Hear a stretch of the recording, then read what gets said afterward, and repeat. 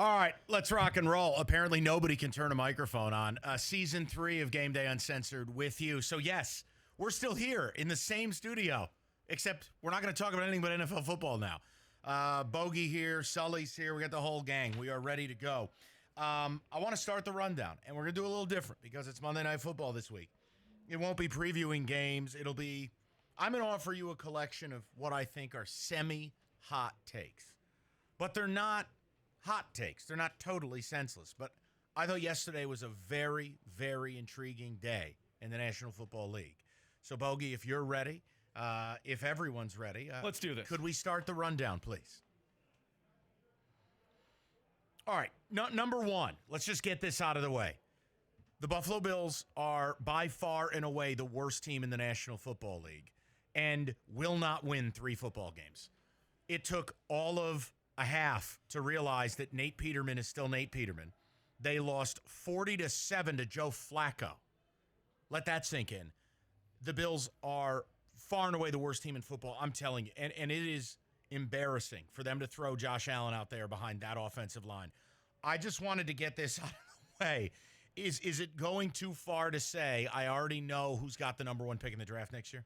See, that's not the most important thing to me. And I don't think that's ridiculous to say at this point. To say a team won't win 3 games after 1 week, okay. Gee whiz. But clearly Tyrod Taylor wasn't that big of an issue. The thing for me is, what do you do with Josh Allen? Because you're right. Do you want to put him behind that offensive line and possibly ruin him for his career? Or do you want Nate Peterman or somebody else to potentially take those shots, and then you get the number 1 pick and you can add somebody to help Josh Allen? You got to weigh the pros and cons. I'm calling my shot. That's a 2-14 football team. They are dreadful. 0-16 watch or no? Yes. Oh, I love it. Yes, they're absolutely horrible. Hashtag 0-16 watch. All right, number 2. I had to let the Jet fans get their business done out there. They're partying. All right, we know Aaron Rodgers is the GOAT, right? We know last night was, all of you were moments away from going to bed. Moments. And then it happened. 1 leg, down 20, a Bears D that was dominating, killing people. Here's my point. That win could galvanize the Packers and wreck the Bears all in one foul swoop. Let me explain. Opening night, you go out, Rodgers out for the year, you lose by 30 to the Bears. You could argue your season's toast. Rodgers comes back, leads one of the best regular season comebacks I've ever seen in my life. That could be a rallying cry like, we're capable anytime, anywhere to beat anyone.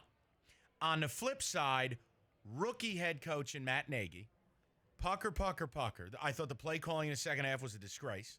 The Bear D melted down. Now, mind you, young team, a lot of new faces, rookie coach with no credibility. You choked that game away, and now you welcome what? Seattle next week? Bears better be real careful because it could be over before it starts.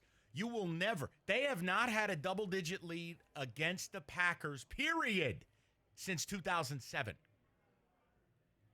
They were up 20 in the second half. I got to pump those brakes just a little bit. I had to put that out there. If you're the Bears right now, you look at it and you go, okay, Mitch Trubisky, year 2, you're on the road, divisional opponent to open up the season, maybe just not ready, for that moment. Not ready necessarily as a collective unit. But defensively, I think what you sell is Khalil Mack and Roquan Smith didn't get as many reps as you would obviously want them to in the preseason. One with an injury, one Mack just wasn't there.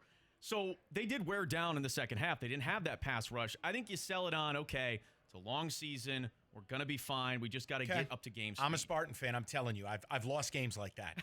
You can shell shock a team. All right, number 3. Simple, 2 hot take double dip. Panthers rule. I told you so. One of my sleeper Super Bowl teams. Cowboys blow. Told you so. I don't know how Dallas management thought they were going into this season with that group of skill players. Cowboys are not making the playoffs. And the Panthers, I'm telling you, as long as Kuechly stays healthy, he's the quarterback of the D. The Panthers, to me, are a Super Bowl team no one's talking about in the NFC. The only thing I worry about, and you saw it a little bit yesterday, one, Norv Turner running the read option like crazy all over. It was amazing. I mean, guys just missing, committing to the running back. Cam Newton made him look silly, right? He's going to take a lot of hits. Durability going to be, I think, an issue moving forward. You got to have that as a factor. Not to mention, when Cam was forced to be in the pocket, he still is not the most accurate quarterback in the league. No. And if you're playing for North Turner, you got to be able to hit those plays. Number 4. The Kansas City Chiefs are absolutely terrifying. Watching that game yesterday, look, I know there's going to be moments that Patrick Mahomes looks awful. I know there's going to be moments he'll make a Dinder Mifflin throw. I get it. But that arm strength, the ability to take the lid off the defense, has made that offense terrifying. And I understand they're going to have to win some shootouts. That defense, not great. Eric Berry will come back. It'll shore up the back end a little bit. But overall, here's what I'm ready to do after week 1. I'll tell you this. I was hesitant because of Mahomes. I'm falling a little bit in love. I will file them under my very select company of AFC Super Bowl contenders. Oh, man, you made a lot of conclusions after one day. Hey, I'm not here to do the old soft shoe. Opinions. That offense is terrifying. They're scary, and it's the big play capability. Tyreek Hill, he's got, I think, 9 touchdowns over 50-plus yards in the last couple of years since 2015 or whatever it is. The rest of the league only has 4 total. The guy's unbelievable.